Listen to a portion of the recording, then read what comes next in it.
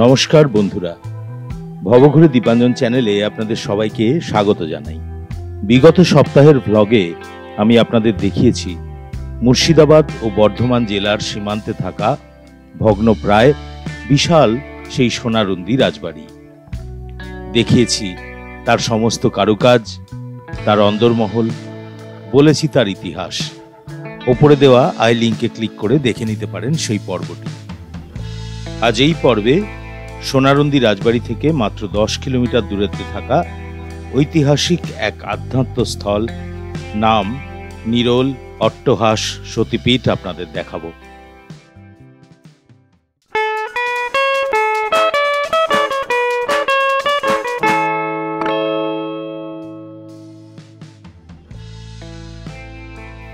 সোনারুন্দি রাজবাড়ির মতো করেই যেতে হয় এখানে, অর্থাৎ আমোদপুর বা কাটোয়া থেকে মাত্র 3টি লোকাল ট্রেনের একটি ধরে নিরোল স্টেশনে নামতে হবে।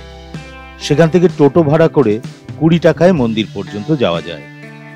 মন্দিরের কাছে কোনো খাবার জায়গা নেই, তাই অন্নভোগটা মিস করবেন না। যে টোটোয় আমি গিয়েছিলাম তার নম্বর রইল স্ক্রিনে। প্রাইভেট গাড়িতে গুগলি ভরসা। নিরোল একটা সাধারণ গ্রাম, বাহুল্য এখানে প্রত্যাশিত নয়। টুকরো টাকরা কিছু দোকানপাট আছে কাজ চালানোর মতো। অট্টহাস সতীপীঠের বোর্ড অনেক আগে থেকেই হদিশ দিয়ে দেবে আপনাদের পথের। সবুজ ক্ষেত দুপাশে রেখে বর্ধমানের এই নির্মল দক্ষিণডিহি গ্রামের বুক চিরে পিচের রাস্তা যেখানে শেষ হবে, সেখানেই সুবিখ্যাত এই সতীপীঠের অবস্থান। ঢুকতেই একদম এই অসাধারণ শিব মূর্তিটি আছে। একদম ঠিক দক্ষযজ্ঞের পরে যে সতীকে কাঁধে নিয়ে শিবের তাণ্ডব নৃত্য শুরু হয়েছিল, তারই একটি রূপ এখানে এই বিশাল মূর্তিটির মধ্যে দেওয়া হয়েছে। মন্দিরের সামনেই এখানে পার্কিংয়ের ব্যবস্থা আছে। ঠিক পার্কিংয়ের সামনে থেকে এই বাসটা ছাড়ে 3:10-এ। এখান থেকে মন্দির দেখে অনায়াসেই আপনারা কাটোয়া চলে যেতে পারবেন, 30 টাকা ভাড়া। মহাতীর্থ অট্টহাস সতীপীঠ, এই গেট দিয়েই ঢুকতে হবে। চলুন ঢুকে পড়ি।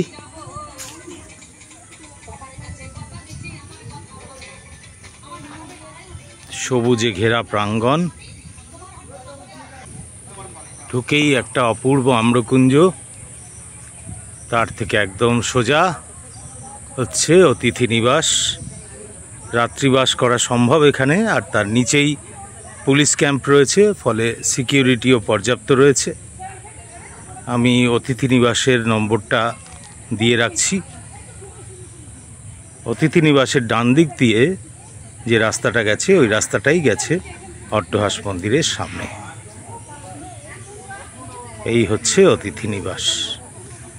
এখানে একটা অ্যাম্বুলেন্সেরও ব্যবস্থা করা আছে। পুলিশ ক্যাম্প ঠিক এর পাশ দিয়েই এই রাস্তা গেছে মহাতীর্থ অট্টহাস সতীপীঠ। খুব ইন্টারেস্টিং, সতীপীঠের মুখেই একজন ডাক্তারের চেম্বার। এখানে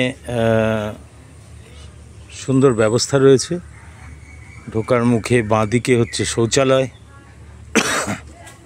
ডান দিকে হচ্ছে জুতো রাখবার ঘর, আর সোজা হচ্ছে মন্দির।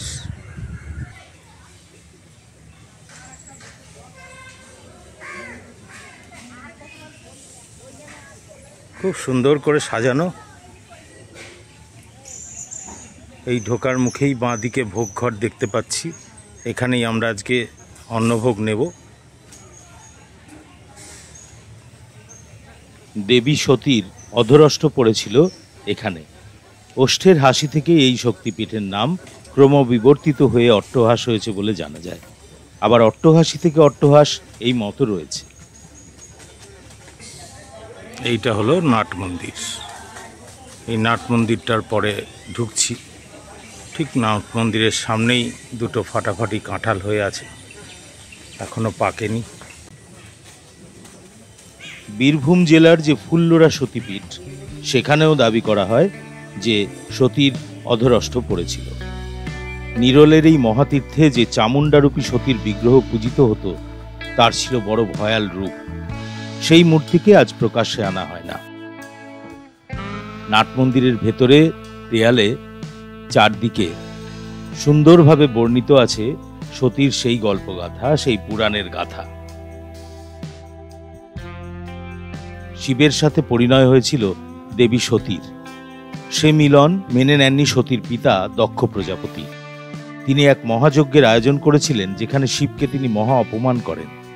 স্বামীর অপমান সহ্য করতে না পেরে সতী দক্ষযজ্ঞের আগুনে আত্মাহুতি দেন। শিব প্রচণ্ড রাগে সতীর দেহ নিয়ে মহাতাণ্ডব শুরু করেন। বিশ্ব ব্রহ্মাণ্ড লয় হয়ে যাওয়ার উপক্রম হয়। এমন সময় ভগবান বিষ্ণু তার চক্র দিয়ে সতীর দেহ 51টি টুকরো করে দেন, যাতে শিবের রাগ কমে আসে ও ব্রহ্মাণ্ড রক্ষা পায়। সেই 51 টুকরো থেকে সৃষ্ট হয় 51 সতীপীঠ, এবং তারই মধ্যে অন্যতম এই মহাতীর্থ অট্টহাস। নাট মন্দির পেরিয়েই অট্টহাস মন্দির।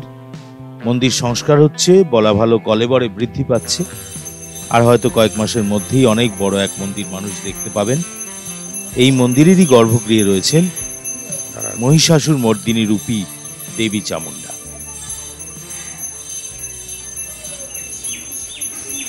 মন্দিরের ঠিক সামনেই আছে কাল ভৈরবের মন্দির। এখানে শিবের নাম বিশ্বেশ বা বিল্লেশ, আর তার পাশেই আছে যজ্ঞস্থল। এই যজ্ঞের জায়গার ওপাশে যে ঘরটি দেখতে পাওয়া যাচ্ছে, ওখান থেকেই অন্নভোগের টিকিট দেওয়া হয়। 50 টাকায় এমন অপূর্ব ভোগ খুব কম মন্দিরেই খেয়েছি, বিশেষত এনাদের আপনজনের মতো আতিথেয়তা। এই হচ্ছে রন্ধনশালা, আর রন্ধনশালার পেছনেই হচ্ছে ভোগঘর। এই হচ্ছে ভোগের খাবারের বন্দোবস্ত, বিশাল ঘর। অট্টহাস সতীপীঠের ভক্তির জায়গাটা এতক্ষণ হলো। এবার প্রকৃতি, সঙ্গে অবশ্যই আধ্যাত্মবাদের বিষয় থাকবে, কিন্তু প্রকৃতিটা আপনাদের দেখাই কি অসাধারণ। দেখুন, অপূর্ব সুন্দর এই ঈশানী নদী, যে নদীর পাড়েই হলো অট্টহাস সতী মায়ের মন্দির।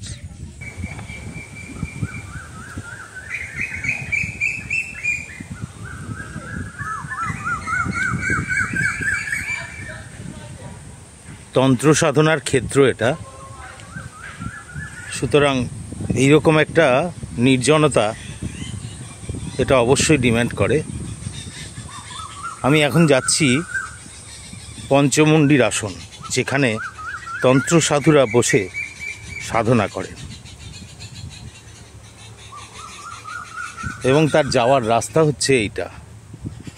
চতুর্দিকে গাছগাছালি ঘেরা অনবদ্য একটা রাস্তা।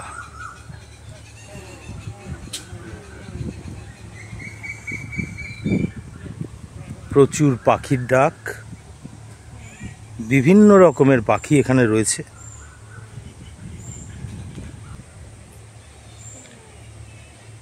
বনানীর নির্জনতা কেবল নয়, মানুষের নির্জনতাও এখানে একটা বেশ আকর্ষণ। খুব বেশি ভিড় হয় না, সাকুল্যে 50 জন ভোগ নিলেন, আমরা সহ।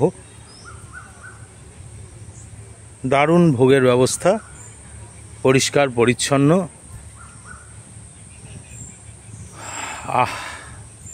অনেক সতীপীঠেই আমি গেছি, কিন্তু এমন অনবদ্য প্রাকৃতিক পরিবেশ আমি কোনোটাই পাইনি এই অট্টহাসে, যেটা আমি পাচ্ছি।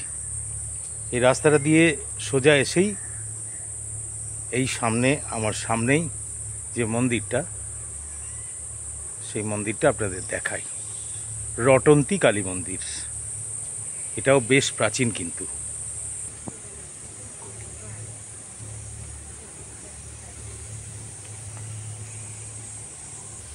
শোনা যায় বহু প্রাচীনকালে গ্রামের এক প্রান্তে থাকা ধুধু গর্দানমারি মাঠের পাশে এই মন্দিরে ভয়ঙ্কর এক ডাকাত প্রতি অমাবস্যায় নরবলি দিত এই রটন্তী কালী মায়ের সামনে।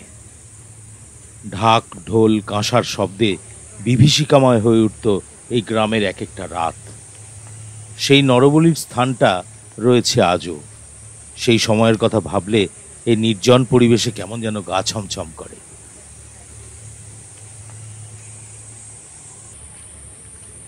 এই জায়গাটাতে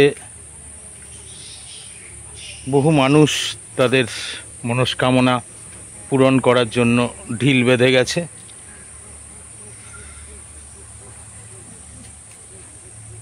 এর সামনে দিয়ে এই যে রাস্তাটা গেছে, সেই রাস্তাটা গেছে পঞ্চমুণ্ডির আসনে।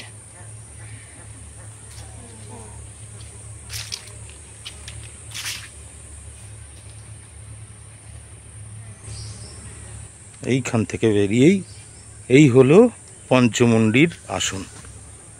আপনারা নিশ্চয়ই অনেকেই জানেন যে পঞ্চমুণ্ডির আসনে তান্ত্রিকরা আসলে এখানে তন্ত্র সাধনা করে এবং এই পঞ্চমুণ্ডির আসন তৈরি হয় মূলত 5টি মাথার খুলির ওপরে। তার মধ্যে একটি থাকে অপঘাতে মৃত অবিবাহিত কোনো নারীর খুলি, আর অন্য 4টি যে কোনো প্রাণীর খুলি।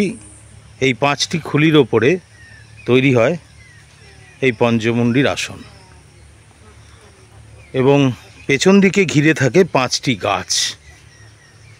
সেই গাছ অবশ্য এখানে আছে কিনা এই জঙ্গলের মধ্যে বোঝার উপায় নেই। অশোক, অশ্বত্থ এরকম সম্ভবত 5টি গাছ থাকার কথা। আর এই হলো সেই পঞ্চমুণ্ডির আসন।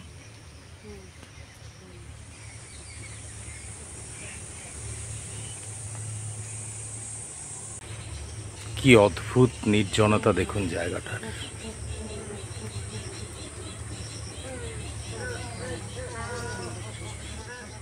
আপনারা বোধ করি বেশ কিছু পাখির আওয়াজ শুনতে পাচ্ছেন। আমি দেখলাম কিছু মাইগ্রেটারি বার্ড আছে, বড় বড় সারস টাইপের, সেগুলো গাছের মাথায় মাথায় বসে আছে, তাদেরই আওয়াজ হবে।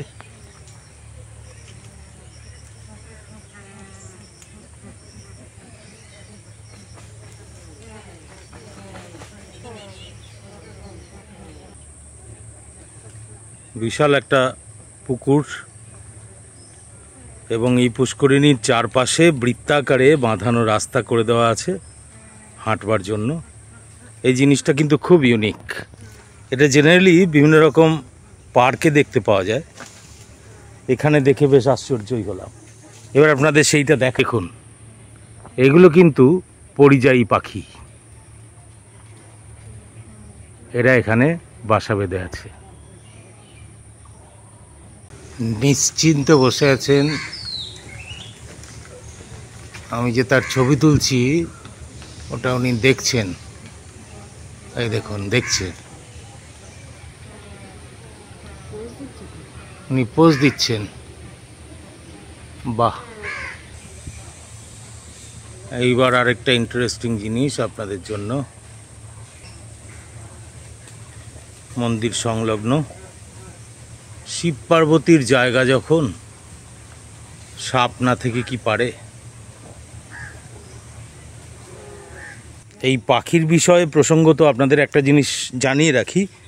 কিছু জায়গা আছে যেখানে এই বর্ষাকালটা পরিযায়ী পাখির জন্য আইডিয়াল এবং সেখানে মূলত এই ধরনের সারস দেখতে পাওয়া যায়। উদাহরণস্বরূপ রায়গঞ্জের কুলিক পাখিরালয়, সেটা কিন্তু বেস্ট টাইম কিন্তু জুলাই অগাস্ট এরকম সময়, জুন জুলাই অগাস্ট। বৃষ্টি এসে গেছে, রিমঝিম করে বৃষ্টি পড়ছে পুকুরের ওপর, অনবদ্য দৃশ্য।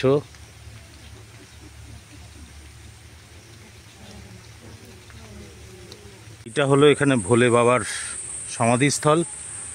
এই তার পাশেই যে কুটিরটা দেখছেন, এই কুটিরটাই শোনা যায় একসময় মাটির কুটির ছিল, যেখানে উনি ধ্যান করতেন, তপস্যা করতেন। তার পাশে এইটাই হলো তার সমাধিস্থল। নবকলেবরের অট্টহাস মন্দির তৈরি হচ্ছে, আন্ডার কনস্ট্রাকশন। ওই পুকুর পাড়টা মন্দিরের বাঁদিকে, পুকুর পাড় দিয়ে আবার সোজা মন্দিরের সামনে চলে আসা যায়।